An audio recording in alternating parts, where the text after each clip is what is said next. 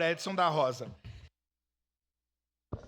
Senhor presidente, nobres pares, sabe que para mim eu seria até a favor de fazer um convite ao secretário, que tenho certeza que viria, para nos dar esclarecimento e não convocatória, mas é o regimento que preconiza isso.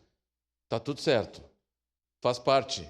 E nós poderíamos também, inclusive, ganhar tempo na sessão para discutir outras coisas.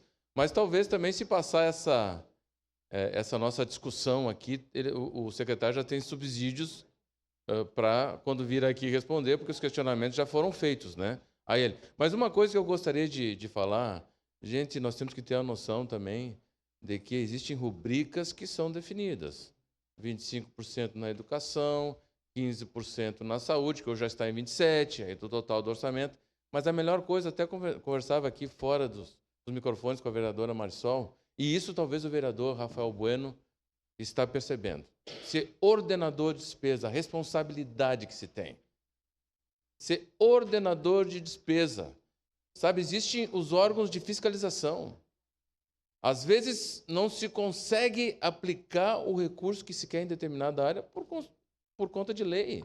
Mas mais profundamente ainda, o que nós poderíamos acionar, inclusive todos aqui poderíamos acionar, os nossos deputados federais para discutir o Pacto Federativo. Urgente. Por isso que nós temos que ir de chapeuzinho pedir emenda parlamentar.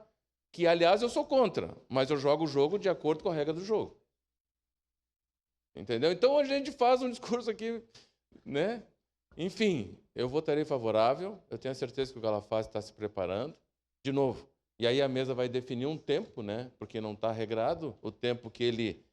Está regrado o tempo dos vereadores fazer o questionamento, mas o tempo de devolução, a réplica, parece que não tem o tempo. Mas, enfim, penso que nós poderíamos ter essa noção também até na discussão do regimento. Mas, enfim, senhor presidente, votarei favorável, mas a gente tem que ter a noção de que todos os ordenadores de despesa têm a responsabilidade, inclusive, que é preconizada por lei. Era isso, senhor presidente. Obrigado, vereador Edson. Declaração de voto, vereador Cláudio Libardi. Presidente, eu sigo na linha do vereador Edson e vou dar a oportunidade ao secretário Galafaz de já ouvir as minhas perguntas.